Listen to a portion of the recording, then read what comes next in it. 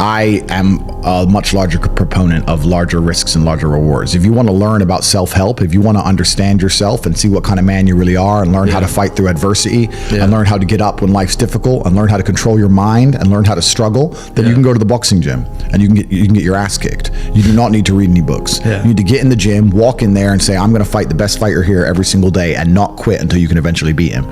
But most people are not man enough for that. So instead they'll read a self-help book and they'll sit there and try and talk to me about mindset. I learned my mindset in battle. My mindset is 87 professional fights. My mindset was learned in the reality of the real world. I don't need to read a self-help book. I don't need to read about motivation or confidence. I've been in the cage smashing people's faces in. I don't need to learn any of that stuff. So I learn in reality, and reality is always going to be a better teacher than a book, because you're not learning when you read books. You're regurgitating. You may be reading, but I don't believe you're truly learning. My coach used to say, if it doesn't hurt, you didn't learn. And I think he's completely right. And it's the same with entire life. You see people make the same mistake over and over again until it eventually goes really wrong. And it's only then they'll change. Then they change. So absolutely. So I learned how to become self-disciplined and become self-motivated and work hard, and I learned how to face adversity and find strength within myself I didn't know I had, because people were trying to kill me inside of a cage, and you cannot replicate that by reading pages of a book. So it's a waste of time. You don't need to read about other people's experiences because you have enough of your own. Absolutely. And so I'll actually say here right now, I'm a massive anti-reader. I think it's a mistake. I think as a young man, if you want to get your life better, the most important thing you have are your waking hours. You need to be out competing all the other people on the planet who are hyper competitive. And if you think you have 8 hours to sit there and just read a book, you are wasting your time. You are too slow, and you are going to lose against people like me, because we're just too quick, too fast. Our networks are too various and large, and we make decisions too quickly, and we absorb information too quickly, and you're just behind the time. By the time you're done reading the book, the moves have been made. But it's over, the game's over. But I think one good thing about reading books, especially now, especially what you were saying, is because like you said, attention spans are like this these days. When you read a book, you kind of learn to train yourself to like take information a bit slowly. It kind of helps your focus a bit more. That's true, and we certainly have an attention span problem. Even I have it myself to a degree, but I think that's just the way the world is moving. I think you need to get ADHD, and you need to learn to control it within certain paradigms. You need to be able to sit and say, yes, I struggle to focus on this one particular video, for example, but as a whole, I can keep my focus within the parameters of work, whether I'm watching this video and talking on Telegram and replying to this email and reading this, just do it all at once. I mean, that's what I do. I've had people come into my office and say, are you on a phone call and playing chess and reading a web page at the same time? I'm like, yes. I'll be reading what I need to read and on the phone and at the same time playing chess. Otherwise, my brain's not full enough. You need to be stimulated. Can I focus on one thing? Not easily, but am I massively successful doing enormous amounts of work? Yes, every single day. So that's the most important thing. It's just staying within the parameters of constructive. If what you're doing with your energy is constructive and you're within those parameters, then you're going to be massively successful anyway. That's basically true. And about your confidence, is that also from these experiences, or how does one like become this confident? And especially another thing is, you seem like you really love yourself, and which is a good thing. But how does someone go about loving themselves? I'm proud of myself, and I deserve to be. Most people don't deserve to be proud of themselves, and that's the truth. A lot of people say, I have confidence issues, and I say, if I was you, I would have confidence issues. Of course, I completely understand why you have confidence issues. You're a dork. But we have to be realistic here. We have to be absolutely and utterly realistic, because the world is brutal and it's harsh. If you're not proud of yourself, you probably don't deserve to be proud of yourself, so you're not going to feel happy. And you just talked about confidence. Confidence comes from competence. The reason I'm confident is because I'm good at everything. I'm good at everything I do. The things I'm not good at, I'm not confident in, of course, and I know what they are. I don't do them very often. I've now created my reality to the point where I don't do anything I'm not good at. You just hire. I either hire, or I just don't want to do it. Like I don't play darts. I'm not good at darts, right?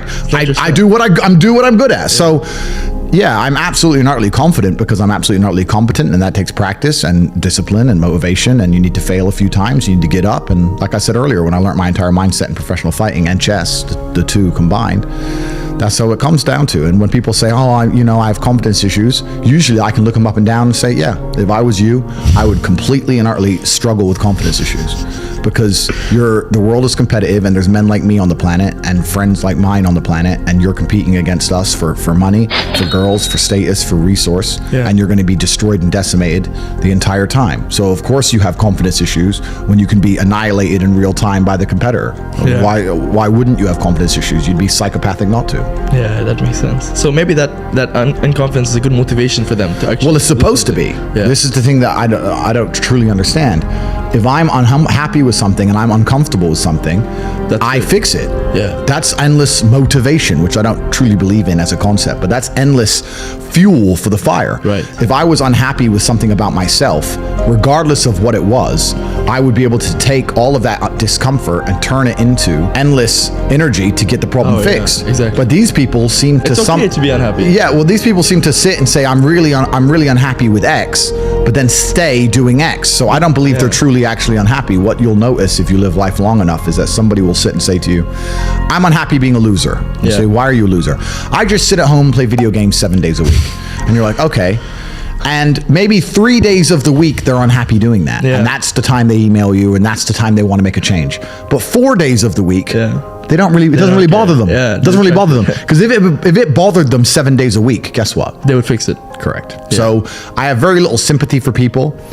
And that's not because I'm not a nice person, but it's because I've been so hard on myself, and I've been through so many things that were difficult, and I've been through so much pain and trauma myself. Some of it self-inflicted, some of it given to me by God to make me a better person.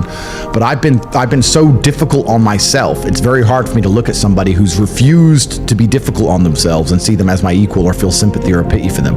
Why would I feel pity for somebody who took the easy route when I took the hardest possible route? Yeah. I took the hardest possible way to be the man I am, and you were too big of a and now you want me to feel sorry for you? I don't feel sorry for you. Yeah. I don't feel sorry for these people.